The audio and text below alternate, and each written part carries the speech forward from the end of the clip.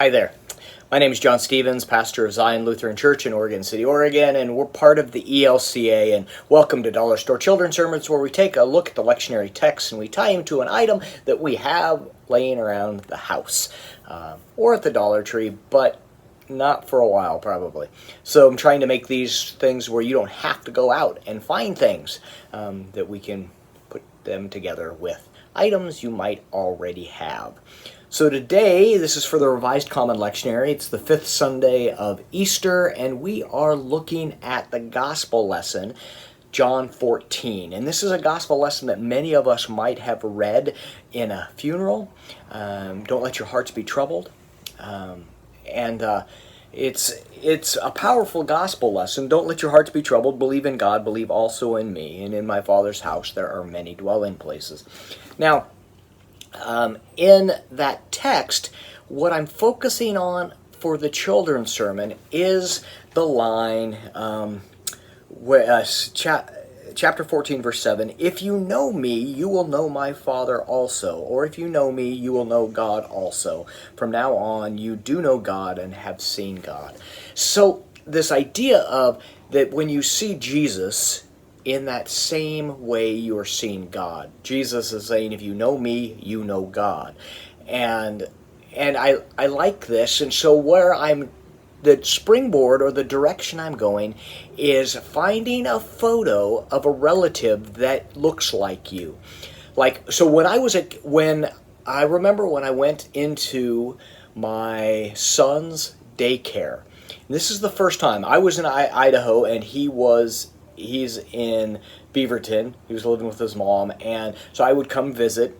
And when I came to visit and I went to pick him up from his new daycare, I walk in and they say, "You're here for Peter." And I'm like, "Yeah, but do you want to see my ID?" Which they did, thankfully, but they saw my ID. But I said, "So how do you know that I'm here for Peter?" And they go, "Well, first of all, he looks exactly like you, but also you guys have the same walk." It was like, that was amazing to me. And so the idea, using a photo of someone that looks like you or a characteristic, you could tell a story about it.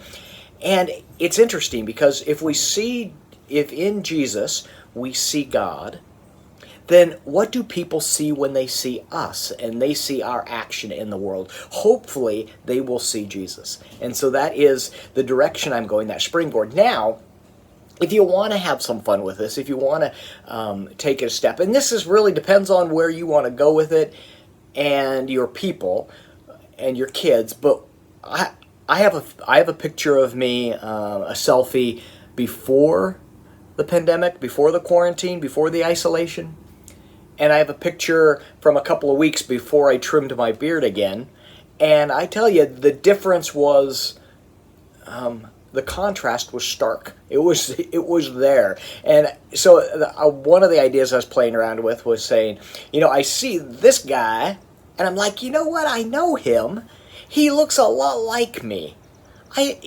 That play, that how we know that without hair, without the barbers being open, without the hairstyle, all of that stuff.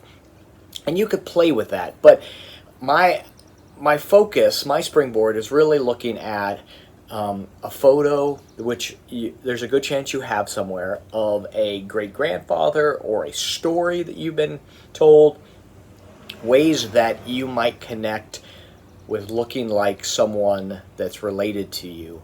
And then we can also tie this into the waters of baptism, when we are grafted into the promise that we are redeemed and we are children of God in that way. So, all right, that's a springboard for you. I hope this can be useful for your children's sermon.